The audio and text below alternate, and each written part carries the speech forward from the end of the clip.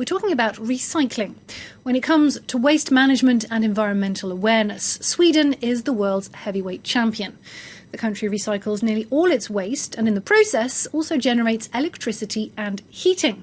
Well, France 2's Claire Colnet has this report, voiced by Nicholas Rushworth. Sweden has turned its waste into gold. We're doing good business, and at the same time we feel good about it because we're helping protect the environment. Out of the 4.4 million tons of Swedish waste each year, just 1% is dumped in landfill. How do the Swedes manage to do that? How come they are so far ahead of other European countries in the recycling business? This shopping centre, 100 kilometres from Stockholm, looks no different to any other crockery and glassware, furniture, electrical goods off for sale. But all the items are in fact being recycled in a unique project. These computers, for example, are being repaired one by one for resale. And here you go, it's working again. Okay, and here comes a DVD player, and it also has a VHS tape player and recorder. And is it working? Okay, yeah, it works. I'm moving house, so there are many things that I won't be bringing along with me. That's how this treasure here turned up. Yes, and someone else can use them, and that's a good thing. A whole culture of recycling has sprung up in Sweden. This Frenchman, Jan, has been living in the country for 12 years and has adapted. He pays special care to sort all his kitchen waste. Take this banana peel, for instance. It goes here, the special bag for organic waste. The city of Stockholm supplies rubbish bags free of charge. The main rule is to separate the waste properly. This here is the bag for all the plastic waste. And I put the rest in here. Paper, magazines, glass and metal bottles. Consumers make a trip to a recycling centre on average twice a week. There's one nearby in every district, each with 7 recycling bins. What we do for the environment just becomes part of the routine, and that is a source of satisfaction. Each person has their own role to play in environmental protection. Swedish people bring in around 480 kilograms of waste per person per year. Half of it, metal, plastic, glass, goes directly for recycling. The other half also gets a second life. Anything that cannot be recycled is transported to power generation plants. From household rubbish to used packaging, in all, 750,000 tons of waste is treated each year. Huge pincers drop waste into incinerators that turn it into energy. We have electricity-producing turbines, and in the process we also generate heat, which is made available to Stockholm residents. 100,000 people get heating that way, and 200,000 people benefit from the electricity we generate.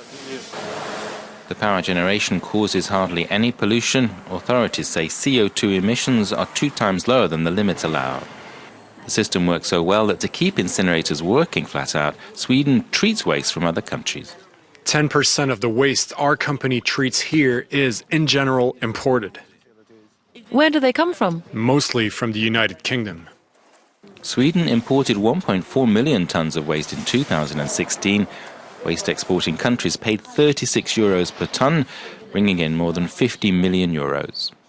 We see waste as a commodity, a product one can sell or buy, just like other forms of energy. Waste is an efficient source of energy, and it's also a very good way to reduce our environmental impact. Sweden wants to go further. It hopes to reuse 100% of its waste within 3 years and have no landfill sites at all. Well, for more on this, I'm joined in the studio by our guest. Fleur Berlingen is director of Zero Waste France. Hello, thank you very much for being with us. How long has it taken Sweden to get to this stage first? Well, it's a pretty long story. I think it started in the 70s with the first ambitious recycling programs. But in some other countries, progress is quicker. For example, in Italy, we have some regions who are improving very fast. Like in 2-3 years, they can reverse their statistics, which is pretty interesting for us. That's inspiring, absolutely. Now, it's not all rosy, or perhaps I should say green, for Sweden. For instance, your organisation rejects the idea that burning waste counts as recycling. Why? Yes, well, it's pretty simple. Burning waste is just destroying material versus recycling. Its goal is to reuse material and reuse resources. So we cannot consider burning waste as a form of circular economy, which is the idea that you should be in a cycle. But isn't it creating energy? Yeah, well, recovering heat is the least you could do. When you decide to burn waste. And also the problem with Sweden, as mentioned in the video report, is that they need to import waste from other countries so that the incineration plants are not empty. It means that waste travels thousands of kilometers to be burned in another country, which is not exactly what environmental standards today should lead to. So this is a way perhaps of not recycling as much as they could? Yeah, well, in Sweden, the recycling has not really improved in the last 10 years. And maybe incineration is one reason for that.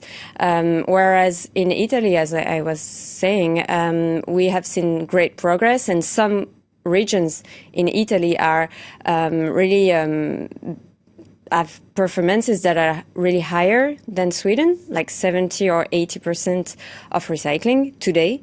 So it shows that it's absolutely possible. And I think that if Sweden was not so much involved in incineration, they could reach easily those standards. And what about here in France? What's the situation here?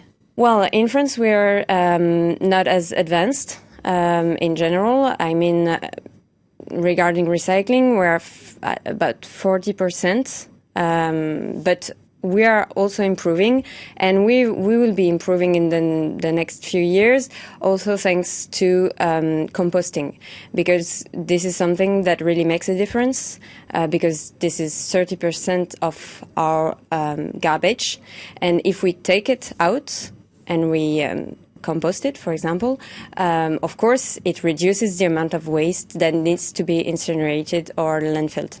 But that demands a general effort, but also an individual effort. How hard is it to change mentalities on that kind of theme? Well, I think that especially for compost, it's not so difficult because it seems natural. It's a natural cycle, composting, and this is something that people really understand. In small city flats, it's not the easiest thing to organise, is it? Of course, but you have many different solutions. You have home composting, of course, and it's easier, of course, if you have a garden, but it could also be done in apartments. But you also have community composting, and you also have separate collection of organics, and this can happen in a big city such as Paris. And you talk about collective organisation. Is there a political will to improve? I think so. It's slowly starting. For example, in Paris, the municipality decided to start as a separate collection of organics. So it's for the moment it's only in a part of the city, but it's going to improve and to be extended to the whole city. And looking more widely, there's clearly a good and positive financial impact in going green. Why, on an issue like this, is it so hard to get nations on board? Well, I think because, of course, it's a lot of work, and the transition is not easy. So that makes it a bit difficult especially for local politicians who have to handle a lot of different aspects of environmental issues. But in the long term, they know that it's a good thing also for the budget of the municipalities, and since they are currently under a great financial stress, I think it will be a stronger motivation in the next few years. So how does your organisation, Zero Waste France, help this? Well, we advocate for zero waste strategies at the local level, and we try to help local politicians through sharing examples of what is actually working already in some other countries or some other regions. And what's working here in France? Is there something that we can be proud of here? Yes, of course. For example, we have great cases of organic collections, in cities such as Lorient. It's been going on for years and it works very well. And the compost can be used in some farming, organic farming, which is also a good thing for other environmental issues, not only for waste reduction. Thank you very much for having spoken to kompis. Eller så diskuterar du kanske något intimt med din tjej. Inom snar framtid kommer polisen kunna avlyssna alla dina samtal och avläsa alla dina konversationer. Nu tänker du, nej, jag är inte kriminell. Jag är inte ens misstänkt för ett brott. De kan inte göra så. Nej, men regeringen har nu kommit med ett förslag om att polisen ska få använda hemliga tvångsmedel i förebyggande syfte utanför en förundersökning. Vad innebär det här då? Jo, det innebär att polisen ska få avlyssna dig utan en konkret brottsmisstanke. Alltså du behöver inte vara misstänkt för ett brott, utan polisen får avlyssna dig när de vill och hur mycket de vill. Samma sak ska gälla även husrannsakan. Polisen ska få genomsöka ditt hus utan en konkret brottsmisstanke och utan att du ens informeras om det.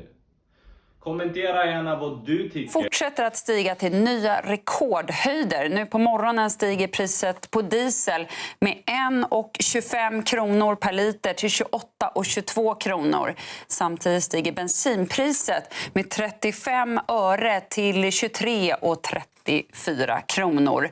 Priserna som är rekommenderade riktpriser för privatpersoner på bemannade stationer är nu de högsta någonsin i Sverige. Följ utvecklingen. I grunden finns det ju två val här, Jenny. Det ena här är att ingripa. Fördelar, man kan ju då rädda Ukraina. Stoppa Putins långsiktiga framfart. Jag är av den uppfattningen att det här är en lång serie av händelser. I Syrien begick han ju också grova brott mot mänskligheten, enorma bombningar. Då ingrep ju inte Obama. Då blir det värre och värre och värre. Men det här, det väljer man ju inte nu. Utan i nuläget väljer man att inte ingripa. Fördelar där då, ur det brittiska och NATOs perspektiv. Man riskerar inte liv från västsoldater och man vill undvika att det här eskalerar, kanske blir tredje världskrig. Men visst är ju så, Jenny, att då leder det förmodligen det här till att Putin riskerar att ta över Ukraina, förvandla det till en lydstat och diktatur. Men nu kommer en viktig poäng här. Jag tror ju att Putin kommer att förlora egentligen vilket som av de här två alternativ man väljer. För om man summerar och ser vad landar det här sen till slut. EU och väst är ju rekordenade. Till och med Orbán i Ungern försöker ju nästan vända Putin ryggen. Även Slovakien och så vidare. Rysslands ekonomi, den kraschar och det går snabbt. Det är ju enorma sanktioner. Ryssland totalt utfryst, de får inte ens vara med i Melodifestivalen. Idrott, kultur, allting, flygtrafiken, you name it. Många döda soldater. De har väl medgivit att de är uppe på 500 någonstans, det kan vara tusentals.